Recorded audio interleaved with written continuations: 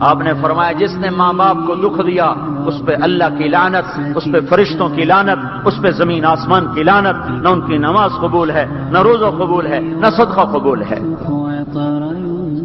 موسیٰ علیہ السلام نے کہا یا اللہ میرا جنت کا ساتھی کون ہے؟ اللہ نے کہا فلاں قصائی۔ قصائی نہ کوئی مجاہد، نہ غازی، نہ شہید، نہ کوئی مفسر ہے، نہ کوئی ولی، نہ ابدال، قصائی۔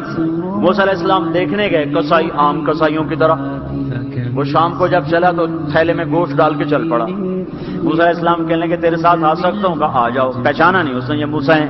وہ گھر گیا، اس نے روٹی بنائی، ہانڈی چڑھا دی، آٹا گوندنے بیٹھا، روٹی تیار کی، سالن تیار کیا، تھالی میں رکھا۔ ایک عورت ایسے لیٹی پڑی تھی روئی کی گالی کی طرح، اس کو اٹھا کے کندھے کا آسرا دیا اور نوالے بنا کے اس کو کھلاتا رہا۔ وہ سر مارے، ہوں بس نے منہ صاف کیا، اسے لٹایا، وہ بڑبڑانے لگی۔ موسیٰ علیہ السلام نے فرمایا یہ کون ہے؟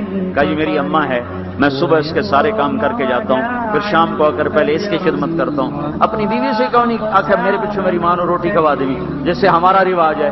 اپنی بیوی سے کہتے تو میری ماں دی کر، میں کوئی نہیں کرتا۔ اور سنو میری بیوی کے ذمے میری ماں کی خدمت نہیں ہے، میرے ذمے میری ماں کی خدمت ہے۔ خود کرتے نہیں، بیویوں کو کہتے ہیں اس کے ذمے نہیں، وہ انکار کرتے ہیں، کہتے ہیں نافرمان ہے، گھر میں لڑائی، دنگا فساد۔ پاگل تو نے چھاتی نوچی ہے ماں کی، تیرے ذمے ماں کی خدمت ہے، تیری بیوی کے ذمے نہیں ہے۔ وہ کر دو اس کا احسان ہے، کرنی چاہیے، نیکی ہے، اس کا احسان ہے، نہ کرے تو وہ مجرم نہیں ہے۔ موسیٰ علیہ السلام سے کہنے لگا جی صبح اس کے سارے کام کر کے جاتا ہوں، شام کو آ کے پہلے اس کو روٹی کھلاتا ہوں، پھر اپنے بچوں کو دیکھتا ہوں۔ موسیٰ علیہ السلام نے کہا یہ کچھ کہہ رہی تھی جب تو اس کو لٹا رہا تھا؟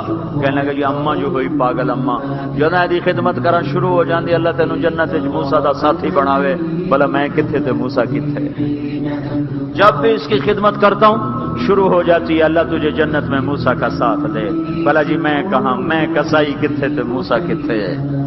سمجھو یہ ماں ہے، ماں جس کی دعا نبیوں تک پہنچا دیتی ہے۔